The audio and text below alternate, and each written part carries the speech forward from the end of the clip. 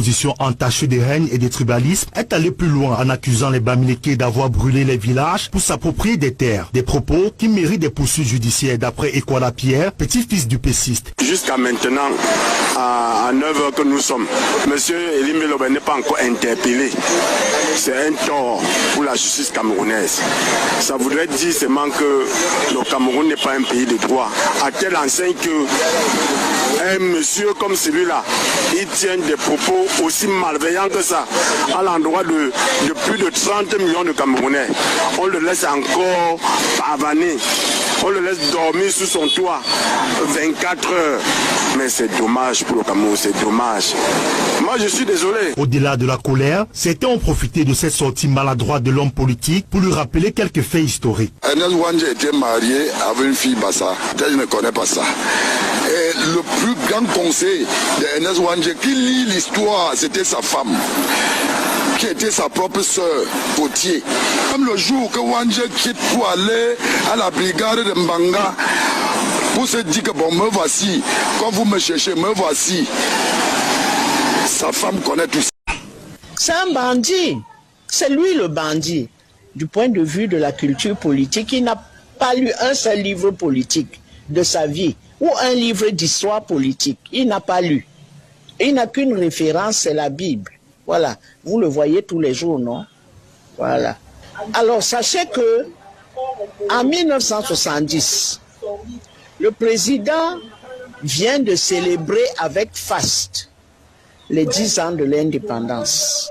Et c'était une année électorale, en 70. C'est là-dessus que un certain Abel Eyinga sort du buisson. Il dit qu'il est candidat. Il a été condamné à mort par contumace, il n'était pas là.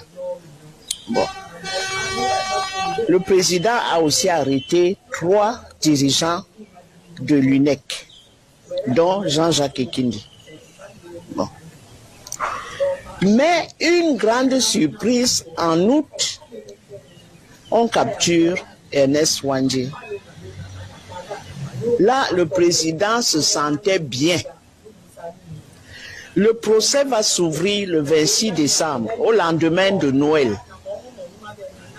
Et le 25 janvier, il est condamné. Le 5 janvier, il est condamné à mort et il est exécuté le 15. Alors, il a dit que l'indépendance était déjà passée. Il n'a pas de culture politique. Parce que lorsque on a eu l'indépendance et qu'il y a eu des accords coloniaux, dès février 60, Moumié a dit que la lutte contre le néocolonialisme commence. Donc on a eu une indépendance, mais ce n'est pas une indépendance, comme on dit à l'Ouest, tu vends la chèvre et tu tiens la corde. Voilà.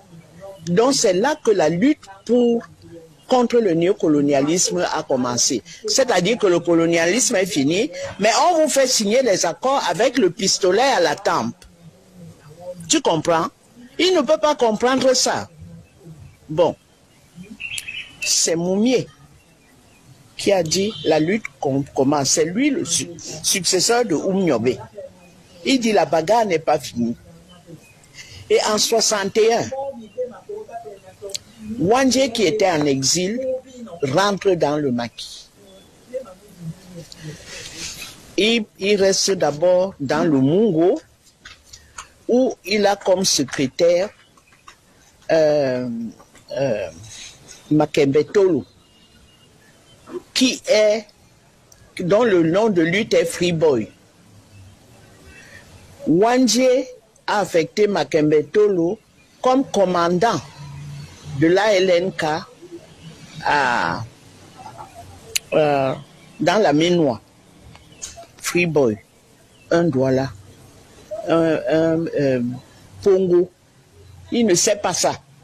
Que c'est un enfant Pongo, un jeune homme Pongo qui a été le secrétaire particulier du camarade Ouandjé dès son retour en septembre 1961.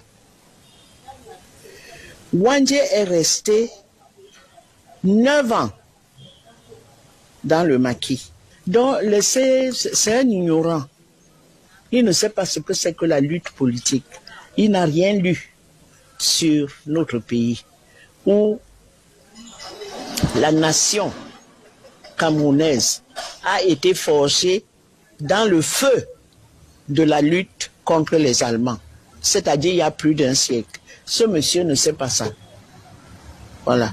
Alors, pourquoi selon vous, il gagnerait à créer de la confusion? Vous avez indiqué, parler de massacre, mais il a reconnu qu'il n'a jamais eu de massacre en pays bamileke. Mais le jour où on a proclamé Baïbek candidat, c'était autour de la tombe de Wandje. Et on est allé aussi à la chute de la Métier avec Louise Fossi, dont le père a été précipité là-bas. Elle avait 3 ans en 1956. Et ce monsieur a eu un formidable réflexe. Au moment où il doit être précipité, le blanc tient la torche. Et le gars a tiré le blanc. Tous les deux. Dans la chute de la Métier. Les gens voyaient seulement comment la torche se promène là-bas. Il est mort. À Badenkop, il y avait le QG de l'ALNK, l'armée de libération nationale du Cameroun, avec K. Le commandant s'appelait qui? Singap Martin. Et on a versé le napalm à Badenkop. Quand on est arrivé à Badenkop en l'an 2000, on nous a montré et on nous a dit les gens ne cultivent pas là. Tout le village avait fui. Tout le village avait fui. Badenkop. Et quand tu voyais des tôles à Badenkop, les tôles étaient relativement neuves. Parce que tout le village a été brûlé au napalm. Des jeunes officiers de la troupe coloniale, c'est eux qui ont versé le napalm. C'est comme ça aussi qu'on a versé le napalm en 1960, avril, sur le quartier Congo. Sur le quartier Congo. Pourquoi? Parce que un indicateur est allé dire à Bounanjo qu'à midi, il y aura une réunion au quartier Congo. Il y aura tant que Noé. C'est comme ça qu'on a mis le feu. Le truc là, c'est un charnier. Là où il y a le marché Congo, c'est un charnier. Mais nous sommes entrés dans la lutte, les Kane et moi, ma génération, je peux dire la 3e génération du P6, on est entrés dans la lutte parce qu'on a entendu Wandje à la télé, à la radio. Et c'était mauvais de faire ça. Mais Aïdjo a cru que, bon, nous aussi on va prendre que non, c'est le chef de la rébellion. Non. Non. Vous parlez de son procès. Oui, le procès. Oui, il a dit, l'histoire jugera. L'histoire a jugé. Jusqu'aujourd'hui, on célèbre Wandje, on célèbre Moumié, on célèbre, comment on l'appelle, Oumniobe, on célèbre Senda Fana, qui célèbre Aïdjo. Et qui va célébrer Biya plus tard.